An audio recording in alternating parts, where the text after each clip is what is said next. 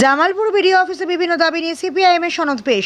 পূর্ব বর্ধমানের জামালপুর ব্লকে সিপিআইএম এর পক্ষ থেকে বিভিন্ন রকম দাবি নিয়ে সনদ পেশ করা হলো আজ।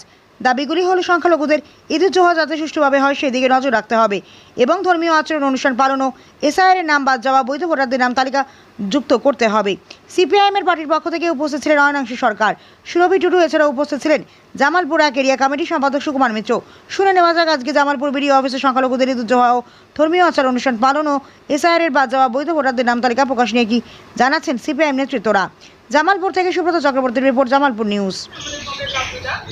সেই জায়গায় দাঁড়িয়ে তারা দীর্ঘদিন ধরে যে প্রতি বছর একটা তাদের উৎসব পালন করেছে, আজকে দেখা যাচ্ছে সেই ধর্মের মানুষগুলো, সংখ্যালঘু ধর্মের মানুষগুলো সেই উৎসব পালন করতে তারা ভয় পাচ্ছে। কি এমন পরিস্থিতি, কি এমন পালাবদল পশ্চিমবাংলায় হয়ে গেল যে এক শ্রেণীর মানুষ তাদের উৎসবটাকে পালন করতে তারা ভয় পাচ্ছে।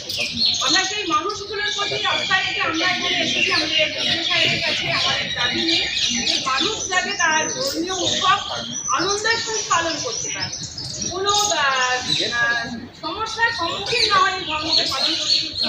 সহনশীলতা কমে যায়, তারপর সেগুলো কি করবে? তখন বললো যে এটা যখন নিয়ম অর্ডার আসবে সেরকম ব্যবস্থা করা হবে। এছাড়াও হচ্ছে যে এসআইআর এর ব্যাপার নিয়ে যেটা বলা হলো যে এত লোক যে বৈধ ভোটার যে বাইরে পড়ে আছে, এখনও তাদের ভোটার লিস্টের নাম নথিভুক্ত করার জন্যে কি পদক্ষেপ নেওয়া হয়েছে? বললো আমরা একটা অন্ধকারে আছি, এখন কোনো হচ্ছে যে অর্ডার আসেনি, অর্ডার এলে আপনাদের জানিয়ে দেওয়া হবে। এই বিশেষ করে কুরবানির ব্যাপার নিয়ে, যেমন আমাদের একজন রাজীব বললো যে 28 তারিখে পর তো আর কুরবানির ব্যাপার নিয়ে আপনাকে বলতে আসবো না, কিন্তু মূল প্রশ্নটা হচ্ছে একধারে যেমন হচ্ছে নাম বিচারাধীন, এই ডিলিটেড যারা হয়েছে ভোটারের নাম যাদের ডিলিট হয়েছে বৈধ ভোটার, এর আগেই আমরা তাদের নিয়ে বিডিও অফিসে অভিযান করেছি, আমাদের নির্দিষ্ট দাবি আমরা জানিয়েছি।